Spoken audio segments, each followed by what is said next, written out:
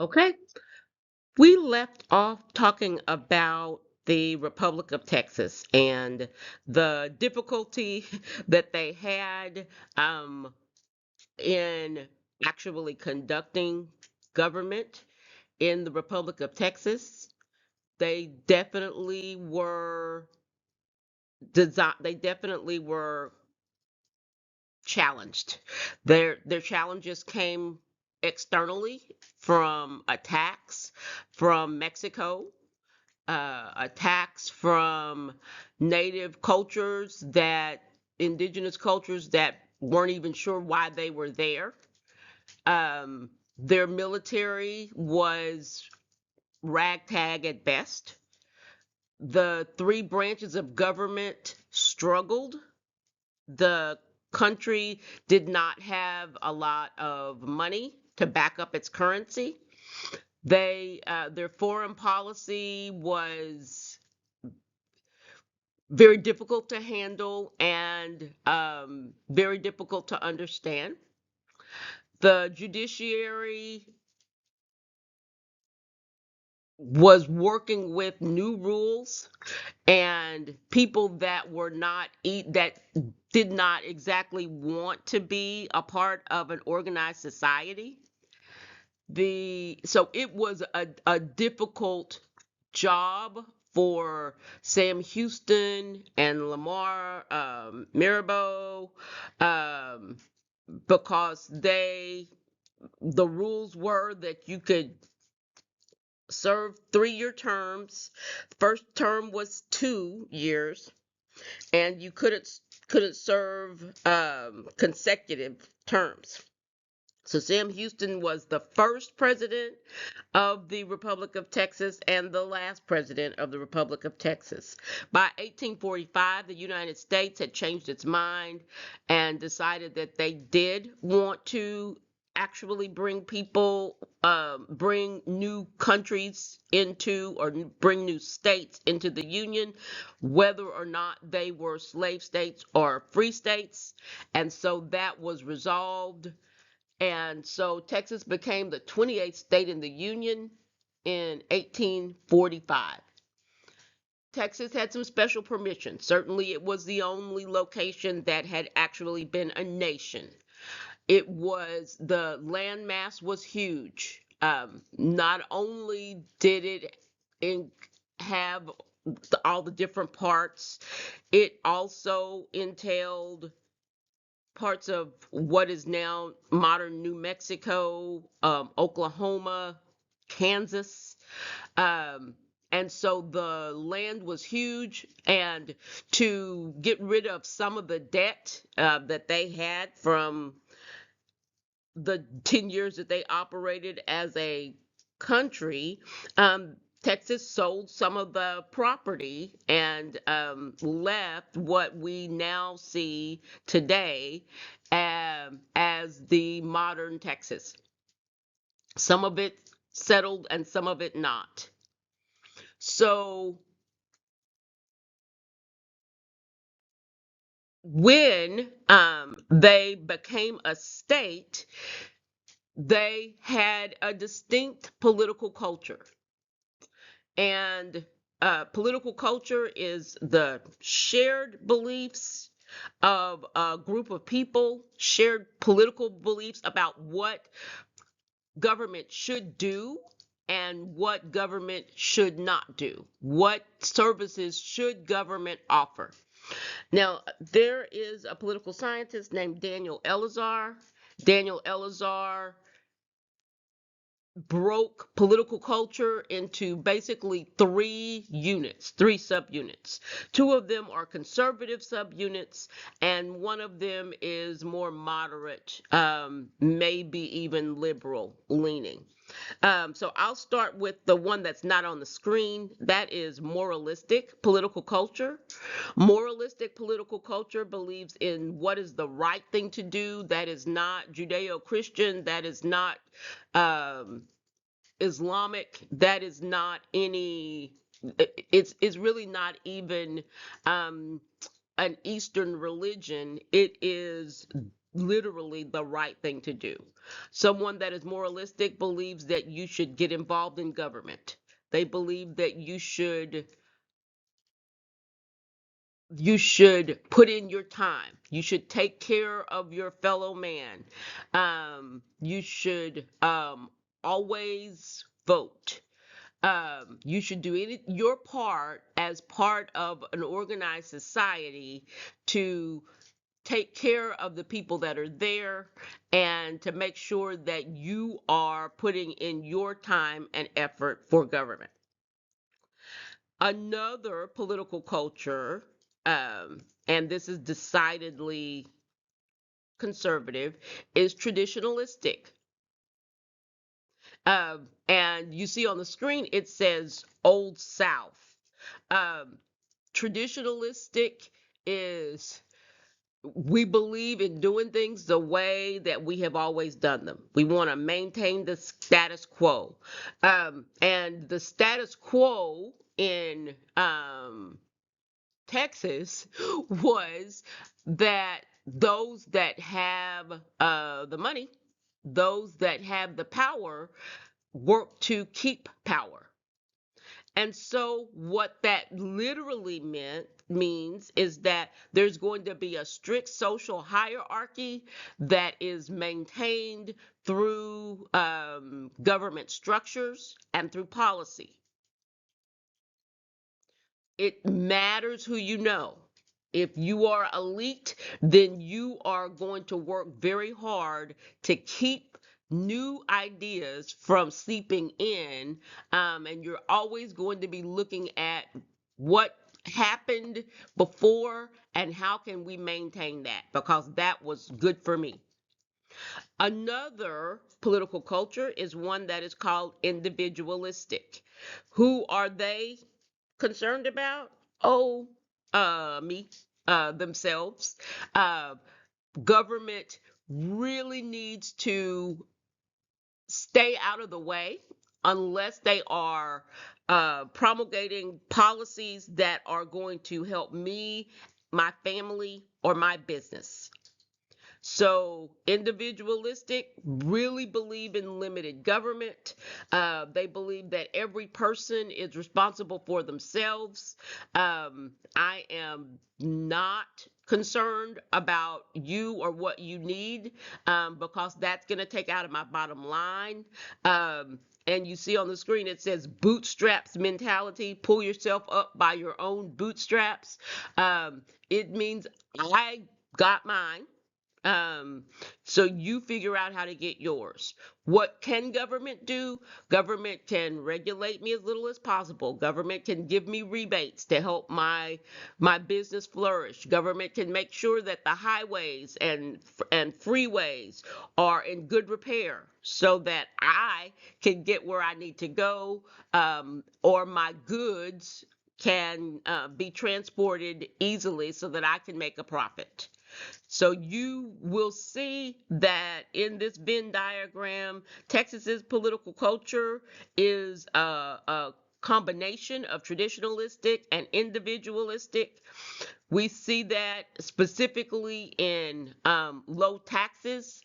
Texas also has one of the lowest levels of service being provided. It is much more difficult to avail yourself of services in Texas, apply for and be qualified for services in Texas than, say, California.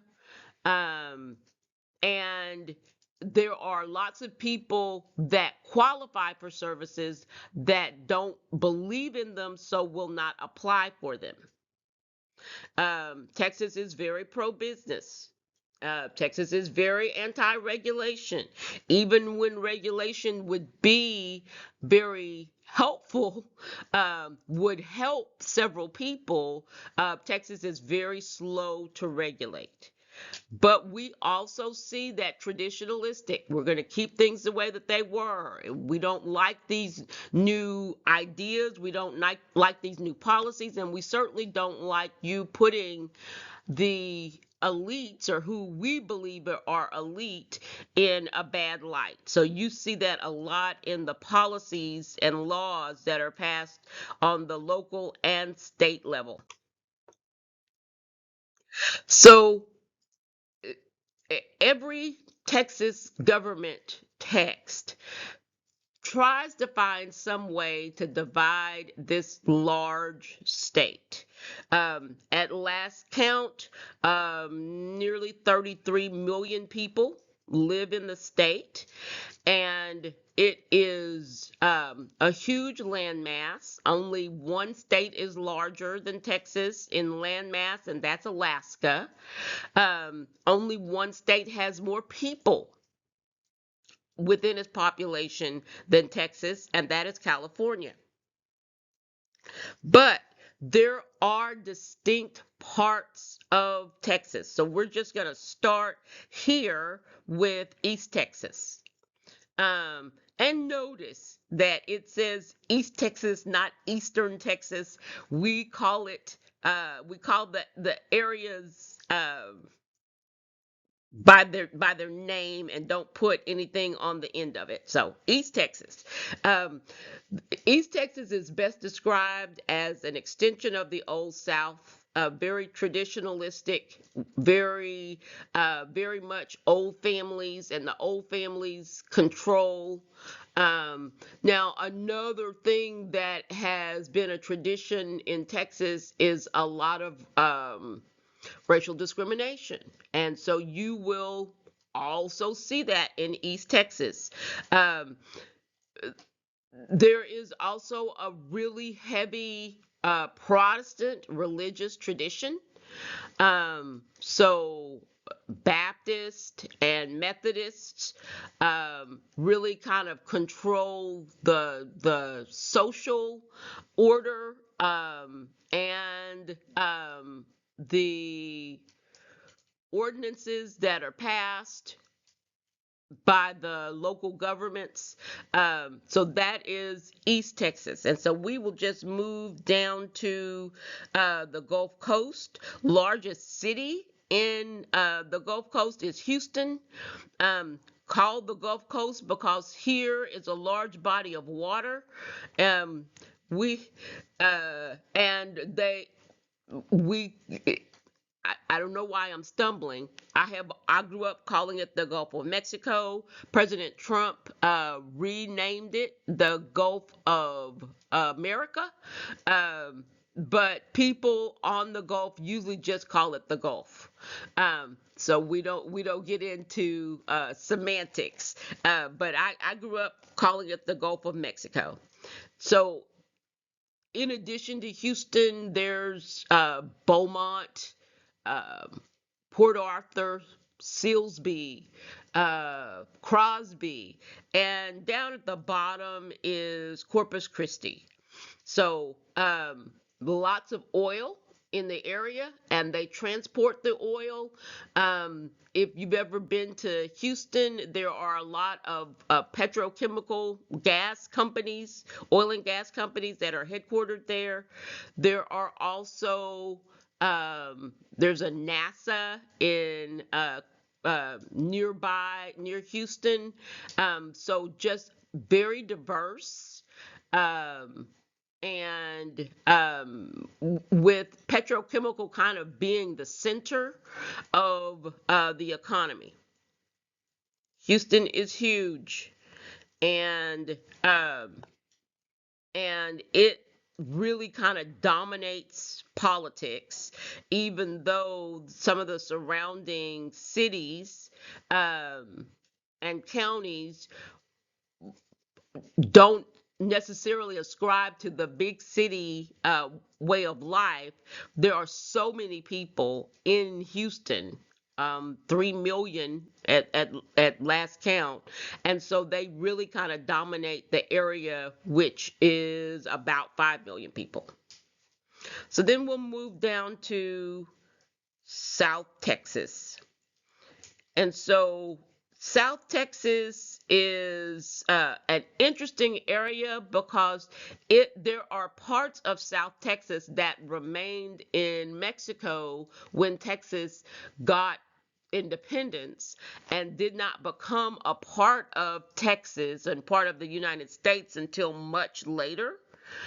Um, and so you will find, and this is definitely on the border, right here, you will see Mexican cities.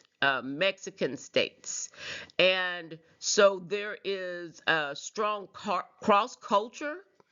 Um, Lots of people that speak Spanish and English, lots of places where you will only hear Spanish. Very strong Mexican influence on the music and the food and the people. Um, and it is primarily agricultural. They get a lot of their business because of the temperate climate. You can grow oranges and avocados there because it stays pretty warm all year long. When it starts to get cold, you'll see lots of people heading in their RVs down to South Texas. It is beautiful, lush, and green.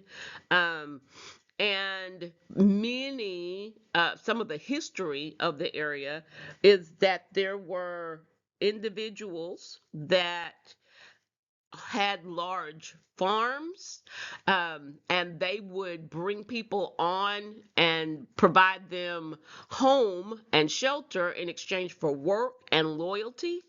So that is what ranchero culture is, and people were quite loyal. And oftentimes, though, the people that owned the ranches would demand certain loyalties, such as voting for certain people, and there is still some of that around. So then we will move to far west Texas. Here, right at the tip, is El Paso. El Paso County is the largest area in the in the far west Texas area. Um, and this is the most sparsely populated location in the state. There are just not a lot of people. It is just kind of desolate and brown till you get to El Paso, and then everything comes to life.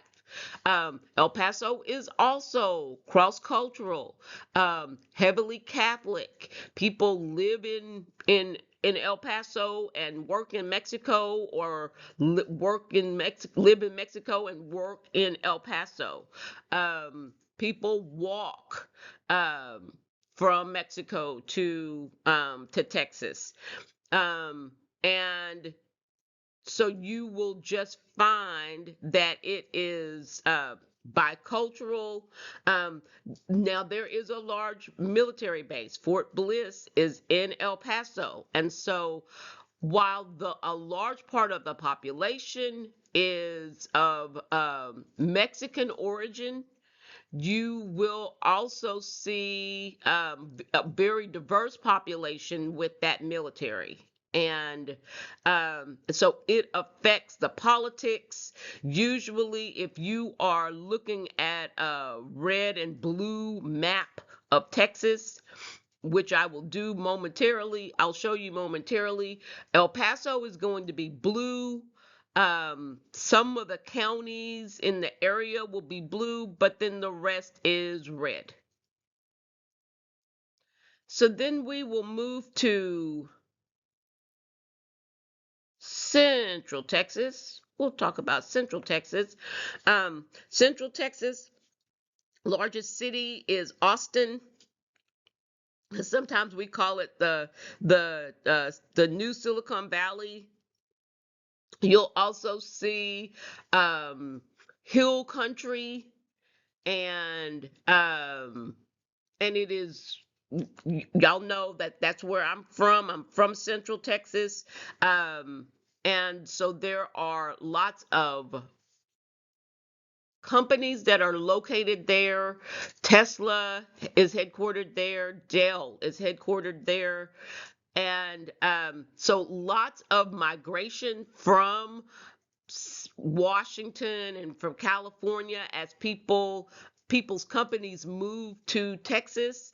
And so it is UT Austin is there, and it just kind of um, is a, what do we call it, a liberal hub in the middle. It is also where the capital is. Austin is the capital of Texas.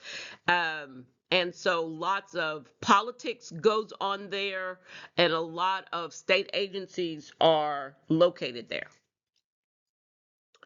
So then let's talk about North Texas, where we are. North Texas is kind of anchored by the DFW Metroplex, Dallas Fort Worth Metroplex, with Arlington right in the middle. And it is known for banking, lots of corporate headquarters in the area.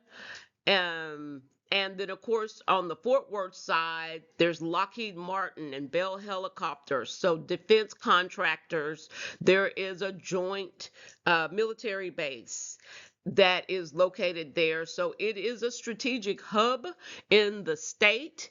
And Dallas, Fort Worth, we know are very, very different. Dallas is more urban. Fort Worth is more stockyards oriented, and really proud of that culture. Um, and so you will see some traditionalistic political culture there, but you will also see some moralistic political culture, especially in the Dallas area. And then we have West Texas, the Panhandle. So West Texas is agricultural. It's an agricultural area. It is decidedly and conservative, and decidedly very red.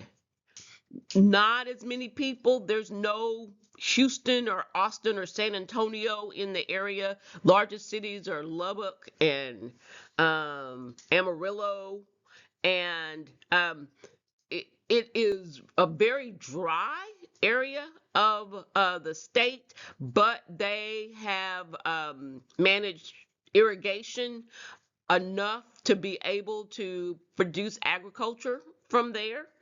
Um, it was a hard way to live for many years, and so people learned to take care of themselves. So you will find a lot of individualistic political culture, a lot of not understanding why people are not able to figure things out for themselves.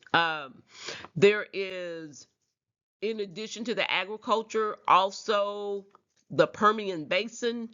So there is lots of oil that is produced there.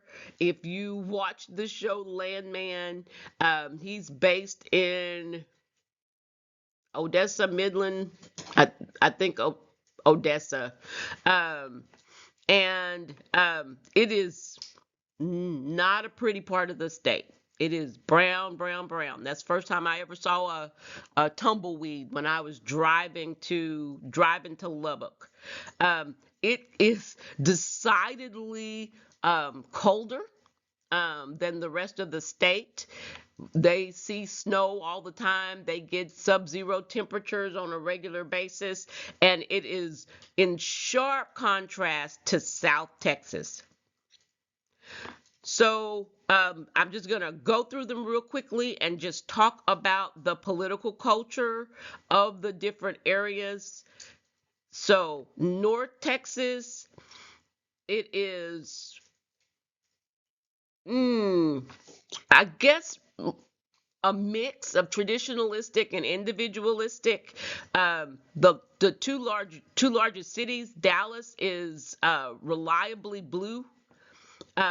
Fort Worth is kind of purple. It goes back and forth, but mostly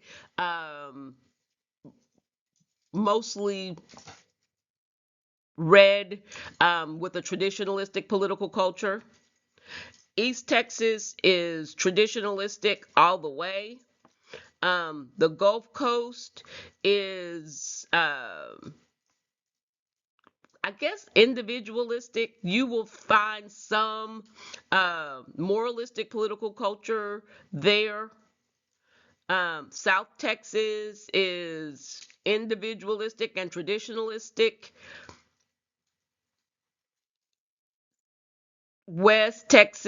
Far West Texas is mostly individualistic. Central Texas, if there's an area of the state that is more moralistic, it is going to be this one, but surrounded by traditionalistic political culture as well.